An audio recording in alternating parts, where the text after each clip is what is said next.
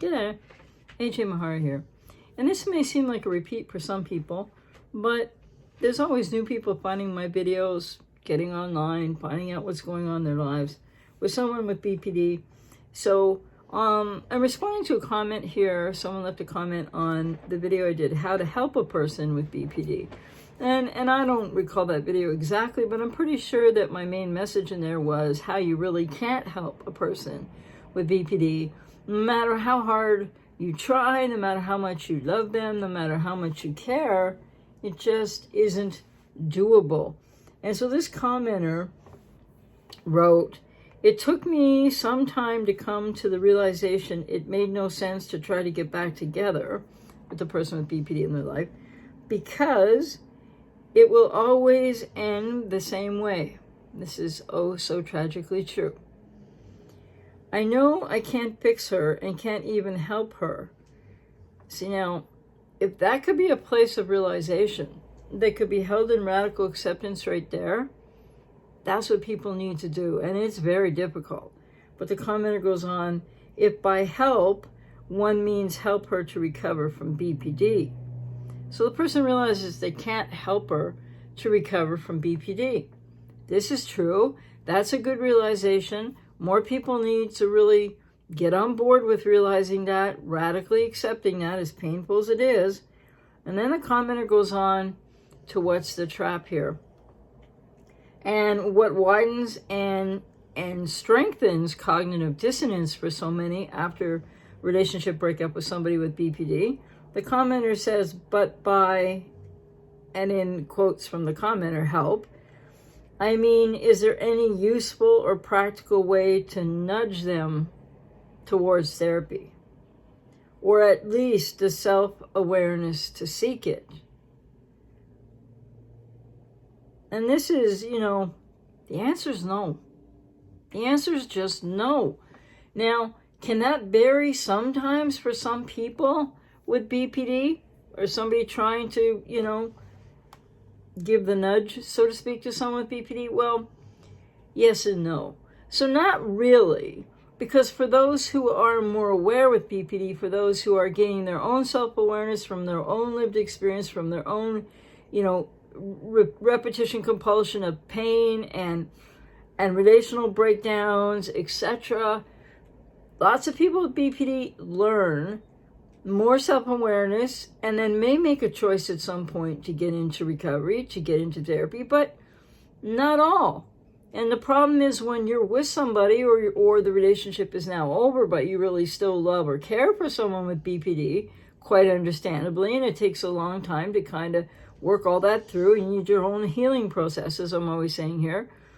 But the point is that whatever the person with BPD is going to choose or not choose after you know that you can no longer be with that person because it just didn't work out and they do need to go and get some help and it would benefit them to gain awareness, then what do you think? Here's the question. What do you think keeps driving you to, not just a commenter, people, driving you to obsessively think about this, overthink it, continually think it, want to find a solution to something that there is no solution for? Meaning you can't help nudge them. Because even if you tried to nudge and something were to, that person with BPD is like in their own way getting ready and is making a choice, it wasn't from your nudging. People have to realize that there's one real super big reality in the middle of all this heartache. And that is that each and every one of us, that includes people with BPD, each and every one of us can only create change and make decisions and choices like whether to get therapy or not, whether to reach out or not, whether to grow, whether to even become more awake inside about what's happening to one to the degree that one can gain self-awareness and sometimes a lot of insight on the part of some with BPD and not so much to none on the part of others. And there's no explaining those differences. So we can't help, fix, rescue, or control anybody else. And as devastating as that is for people, Also realize every time you even think the thought, as the commenter is saying, you know, but maybe I could just at least nudge them to, if not get therapy, but maybe the awareness that they need it, you're sacrificing yourself over and over and over again. And why do I say that? Well, because you are your responsibility. You can't be responsible for them. And they're having trouble finding personal responsibility, okay, in many cases. So stop abdicating. This is my advice anyways, or not advice, but, you know, stop advocating for someone else when you're abandoning yourself to do that. People really need to really let that sink in, not just up here, but in your emotional landscape, because that's what you're doing. So what's the secondary payoff in psychology speak? What's the secondary gain payoff of that? In a way, to some degree or other, or totally for some people, it is still the avoidance of your own healing journey, the avoidance of your own pain, and more specifically for a higher percentage of people, super high, with very few not being the case, it is something in your family of origin, and you have a wounded inner child to one degree or another, and that's what you keep trying to kind of avoid, and that's what you're sacrificing to trying to help or focus or obsessively think about. And I know it's not that easy to stop. Somebody else, and how can you get them help? So, and then the commenter says, is there a part of me that hopes, and in quotes with a comment, gee, if she gets therapy, we can get back together, unquote, question mark. Sure, but I think I'm sensible enough to know that that is extremely unlikely and probably impossible. Well, yes, because even if the person does go and get therapy eventually or at some point in their lives, it takes years, and people can't just hang around and wait. And the other thing that a lot of people don't consider enough, because of the emotions that are going through, your emotional landscape, your emotional reality, how much you're hurting, the cognitive dissonance, so many other factors. People don't think enough about the fact that you can't just hold up your life on a what if. You can't wait around for somebody to get better, because even if somebody is going to treatment after the relationship's ended, or whichever way it ended, that's no guarantee that you would ever get back together, even if they had the years they need to really change, because when people change, they don't always want to look back. And that was the case when I recovered from BPD. I was with somebody for 13 years. And as I recovered from BPD, I was like, didn't want to be with that person anymore. I had changed. There was no compatibility left there on my, and to be fair, the damage, I wasn't the only one that did damage in the relationship. That's another thing. It's not just always the person with BPD. But when I had BPD, did I do some damage in that relationship? Yes, I did. Was I the only one doing damage? No, I wasn't. And so when I recovered, was really close to recovery, was like, I don't want to be in this relationship. And I knew part of it was that there was no way to repair damage that I did. I took ownership of that and responsibility for that. But also that for the ex-partner's part, they also weren't taking any of their own personal responsibility to what then became a dynamic between us. And I'm not saying it was 50-50 in terms of, but there is this dynamic that then just isn't about the person with BPD. And I'm not making excuses for the way that people with BPD can act and can hurt others. And so then the commenter said, but if I could nudge her toward that road, at least something good would have come from her crossing my path. This is the woulda, coulda, shoulda, if onlys that really don't help people heal, but it's really understandable, right? It's a human thing. To have something at least good come out of all of the pain and the fact you cared about somebody who has, a lot of difficulties of their own, and it didn't work out. And so how can you make something good out of that? Well, let me just first say, you can't do that for anybody else. So trying to nudge somebody with BPD toward therapy you're abandoning yourself. And you're putting more emphasis on them and focus on them again, and instead of on you and your healing. And just a reminder, I do that family of origin, inner child healing work with people who've been in relationship with people with BPD or other people in cluster B. And so, if I resonate with you, if you have that journey to take, I'd be more than happy to help you with that. And so the other thing about this is trying to make something good come out of the crossing of paths in this sense, right? After the relationship is over, this is a really compassionate and I think healthy way to think, except for one thing with the way the commenter put it. You can't make something good come out of the crossing of paths for the person with BPD, or we can't in life with any partner, whether they have BPD or not, after a relationship is over, because all we can do is take responsibility for finding that for ourselves, as the other person would need to, hopefully one day, if the person gets, into recovery from BPD, into therapy, that they will be able to start learning some of these things in their life too. So rather than, as a commenter said, so I've got two things here because I got other thing got to read here. As the commenter said, but if I could nudge her toward that road, at least something good would have come from having her cross my path.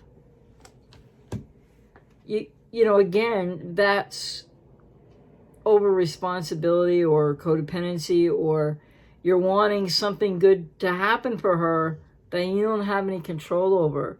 And in the wanting of that, if you focus on that too much, then you're not focusing on the good that could come of this from the fact that this person with BPD in your life crossed your path.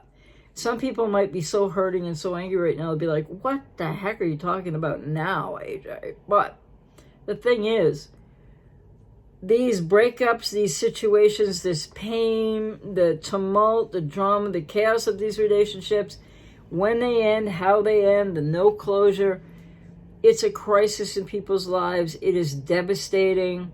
It is so wounding, etc. And yet there with the crisis is equally as strong your growth opportunity, your chance and opportunity to make this. I had jotted a note down here on my other phone. To make this your experience of deriving for yourself something good to come out of that pain and that difficulty in that relationship. So the fact that a person with BPD crosses your path in life, and it's a lot more than that, but once you get on the other side of it, so to speak, they crossed your path, and you would like to, as this commenter said, maybe you feel like you would like to make something good happen for them because they crossed your path. Well, how about that's their responsibility, whether they can get to it or not, and your responsibility is how to make something good, a growth opportunity, learning, growing, your own healing that may well go back to your childhood and the inner child woundedness level, family of origin work that you need to do, codependency recovery, maybe CPTSD recovery. And the thing is, so focus on yourself with that wonderful thought that now you have the biggest growth opportunity perhaps of your life thus far, to make someone else's crossing your path and what was really painful and may still really hurt. You may still have cognitive dissonance, etc. But how can you make the most out of this growth opportunity for yourself so that this crossing of paths for you, because you're responsible for you can only take care of you, you only have agency over yourself. How can you make this how did the commenter put it? At least some good out of having crossed paths with this person with BPD rather than the other way around. And I think the only other thing I was going to say, oh, I'm looking at the wrong thing, sorry. Yes, even if a person with BPD, as I've said before, will go to therapy, they have to really go to the right therapy with a skilled therapist and really engage that therapy. So there's 3 big criteria right there that aren't always met even if they go to therapy. And then they need to stick with it. And it will take several years. And for full recovery from BPD and what that really truly means, which I need to speak more about, which I'll be doing firstly for members of this channel, just in case you haven't seen that video. If you'd like to become a member of the channel, just hit that join button there and listen to the video and see if it interests you or not. So this is your growth opportunity now. And so the only thing really, quote, good or positive that you can have come out of this, especially in the early stages, but long term for yourself, is by finding something good in your own healing, something positive in your own healing, attending to yourself, nurturing your own soul, healing your woundedness, and not just from this relationship, but the woundedness that speaks to how you got into the relationship in the first place, which I'm not laying blame with that. It's just so many people don't realize that they have their own wounded inner child to some degree, something from their childhood too, not the same level, not the same kind of thing as people with BPD do, but there's this subconscious pull that forms those really unhealthy bonds. And so the biggest and greatest gift you can give yourself is not how can I help this person with BPD now, especially when they're out of your life, and you need to focus on you, and you can't nudge them to therapy, and you can't rescue them, and you can't change them, and you can't help them. That's the bottom line. They don't take in love. I mean, unless until they've had a lot of treatment, right? They don't take in love. They can't accept the good in life because they're not used to that. That speaks to the nature of the really terrible things they go through in childhood, which is not their fault, but then becomes their responsibility to change when they become adult age and going forward.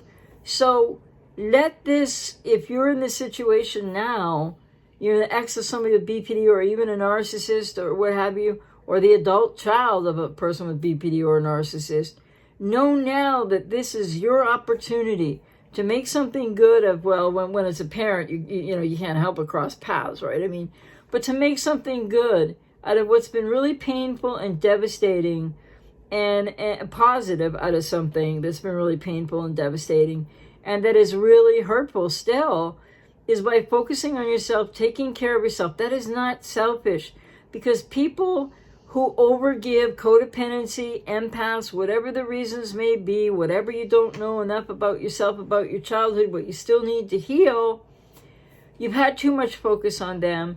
You've given way too much to them. You tried your best and it didn't work out. And I'm not trying to say, so therefore it's simple. No.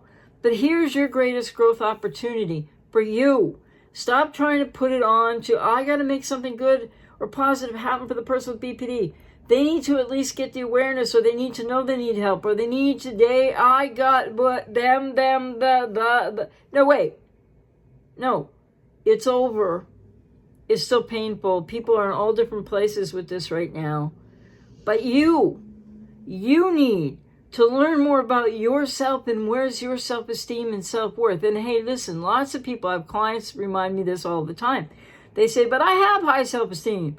I have really good self-worth. I've done this in my life, and I built a company, or I have this career, or I have many clients who are professionals and have amazing careers, etc.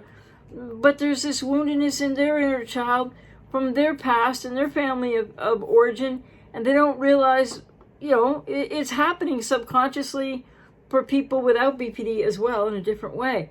So make this your growth opportunity. Make the positive of crossing paths and the pain once you work through it. This is your growth opportunity. This is your way to know that you can grow, do the healing work so you won't have to have this kind of relationship again. And while you might really feel compassion, many people don't, but if you feel compassion for that person that was in your life or that was your partner with BPD and now isn't, that's a really positive thing that says a lot about you. Now it's time to feel more compassion for you. Be gentle, be kind, be caring, be giving, be nurturing to you. Not only you, but that wounded inner child that likely is also living within you, whether you're aware of it or not. So this idea that you can't help them recover from BPD. It's very true. But then you can't help in any other nudgy, little ways. It's not your responsibility. And I don't mean to sound cold here, but as somebody who recovered from BPD, I know from lived experience, many people tried to help me. Many people tried to rescue me. Many people tried to wake me up. And I can think of that, many of those things now and over the years since I recovered. And in the recovery process, I would learn these things and go, oh my God, because I didn't get it then. I couldn't hear it then. I didn't trust it then. My experience from my childhood and why I ended up diagnosed with BPD, though I recovered in 1995, has a lot to do with these adverse childhood experiences in a narcissistic dysfunctional family of origin. And what we learn in those, if you go on to be diagnosed with BPD in 75% of the cases anyway, is we don't, there's not really any positive in most of those childhoods for people. And so you just walk around feeling like if somebody's nice to you or somebody tries to love you or somebody wants to help you, there's no way to trust that. And remember, they don't have a known sense of self from which to trust themselves, so they can't trust others. This is your greatest growth opportunity right now. Seize this in your life right now. Be kind to yourself. Put yourself first. It's not selfish. It's healthy. You need to heal. You need to grow. You need to learn more about yourself. You don't need to focus on them anymore because it's now their responsibility. And also, I think I had a comment on the channel recently where somebody said they need to stop this person from what they're doing with BPD because they have 6 to 7 month relationships and then the next person, and they're gonna keep hurting other people. And you have to let go of all of this. You have to take care of yourself. You can't help a person with BPD. You need to help yourself. And what is it that you learned in childhood that you so want to help somebody else who can't help themselves when you need to help yourself? So think about that. Take the best care of yourself you can.